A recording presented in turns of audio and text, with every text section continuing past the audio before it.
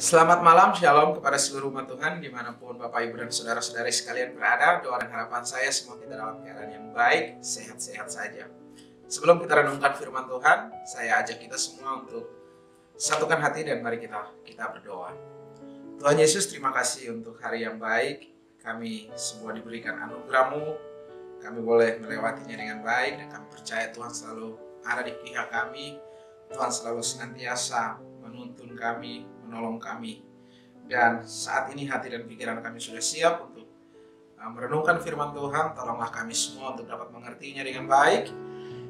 Terutama bantu saya untuk dapat menyampaikannya dengan kata-kata yang sederhana, yang mudah dimengerti oleh semua kami yang belajar saat ini. Dalam nama Tuhan Yesus kami berdoa. Amin. Amin.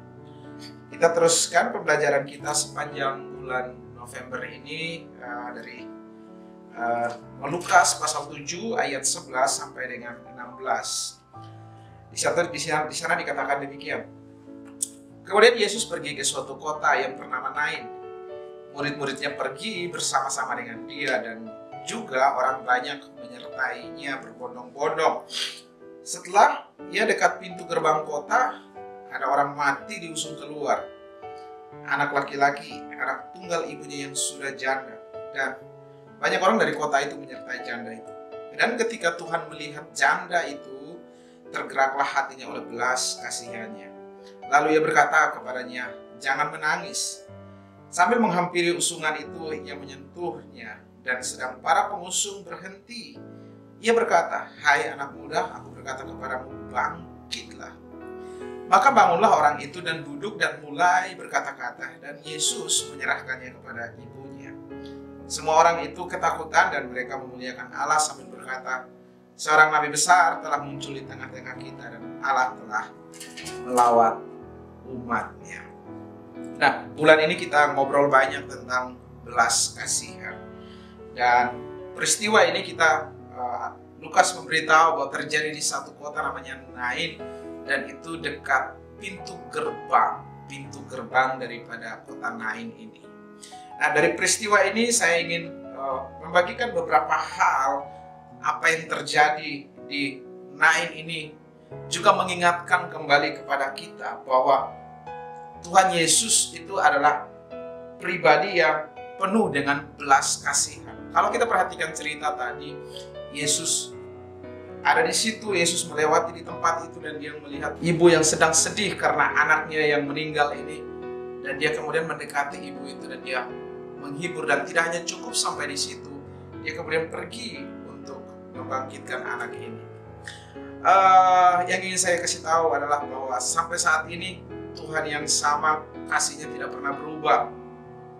Hikmatnya nggak pernah berhenti buat hidup kita dan dia selalu ada untuk kita. Dan saya percaya bahwa apa yang terjadi di gerbang Nain itu juga bisa terjadi dalam kehidupan rumah tangga kita, bisnis kita, kesehatan kita. Mungkin hari-hari ini kita sedang mengalami masa-masa krisis dan sulit dan kita merasa sedih dan wah, kayaknya udah nggak mungkin deh, kayaknya udah nggak percaya, ini sudah nggak ada jalan. Tapi hari ini mari taruh perhatian pada Yesus, bahwa bersama dengan Yesus masih ada kesempatan, masih ada mujizat, pintu yang tertutup masih bisa dibukakan. Dan dari cerita ini yang menarik adalah orang mati itu bisa dibangkitkan.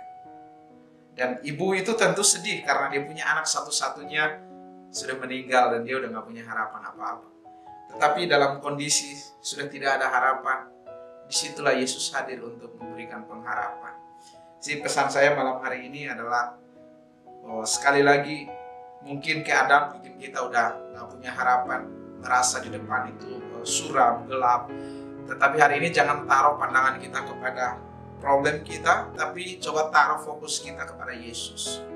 Kalau masih ingat beberapa khotbah yang saya sampaikan di minggu awal, saya selalu bilang, bukan kepada masalah kita taruh perhatian kita, tapi taruh perhatian kita kepada Yesus. Masalah pasti akan selalu ada.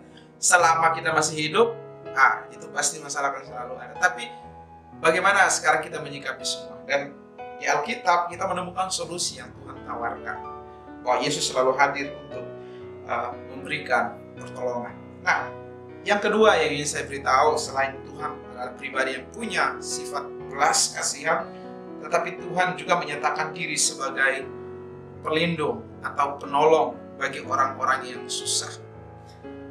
Di dalam Mazmur pasal 68 ayat 6 dan 7a dikatakan demikian. Saya ingin bacakan ayat ini.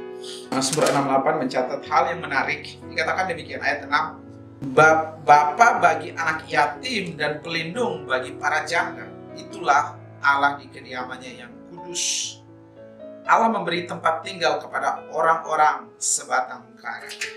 Dari ayat 6 ini disebutkan bahwa Tuhan adalah Bapa kepada para anak yatim dan para janda. Kisah di Lukas tadi membuktikan bahwa memang Tuhan menyatakan diri sebagai pelindung, penghibur bagi janda ini. Dan apa yang Tuhan sampaikan di Mazmur ini Tuhan buktikan di dalam perjanjian baru. Kalau kita lihat perbandingan antara Lukas sama Mazmur itu, kitab yang ditulis sangat jauh. Nah, firman Tuhan yang pernah terucapkan ratusan tahun sebelum peristiwa Lukas itu Tuhan ternyata buktikan. Artinya bahwa Tuhan tetap setia kepada firman-Nya. Nah, kembali saya ingatkan bahwa setiap firman Tuhan yang pernah tertulis dengan baik dalam Alkitab akan selalu kita rasakan, selalu kita nikmati, selalu kita dapatkan dalam kehidupan kita. Tinggal sekarang bagaimana kita mau taruh percaya kita sama Tuhan apa enggak. Itu soalnya. Dan itu sebabnya saya ingin jemaat Tuhan sebentar lagi tinggal 5 minggu lebih kita akan selesaikan tahun 2022 ini dan akan masuk 2023. Mulailah untuk naruh harapan kepada Tuhan, dan saya percaya bahwa ketika kita lihat pada kuasa Tuhan, belas kasihan Tuhan, kita mampu melewati tahun ini dengan baik. Begitu juga dengan tahun 2023 dengan baik dan sukacita. Tuhan Yesus memberkati. Semoga apa yang kita renungkan malam ini terus menguatkan kita. Mari kita berdoa sekali lagi. Tuhan Allah Bapa kami, terima kasih buat firman Tuhan yang selalu datang kepada kami, mengingatkan kami bahwa kami punya Tuhan yang hebat. Kehebatannya dibuktikan dengan membangkitkan orang mati, menyembuhkan orang sakit, meneduhkan badai. Dan Tuhan, hari ini kami menyatakan iman percaya kami kepadamu. Kami tahu bahwa Engkau adalah Allah yang besar, tangan-Mu adalah tangan yang kuat, kuasa-Mu adalah kuasa yang hebat. Dan kami tidak akan khawatir, tidak akan takut, karena kami tahu kami punya Yesus yang hebat. Tolong segenap umat-Mu dalam segala pergumulan, segala apa yang menjadi doa dan harapan mereka, Tuhan yang menyertai.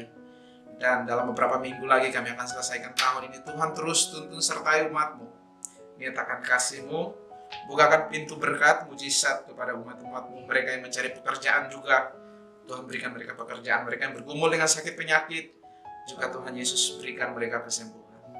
Terima kasih, dalam nama Tuhan Yesus kami berdoa. Amin. Tuhan Yesus memberkati.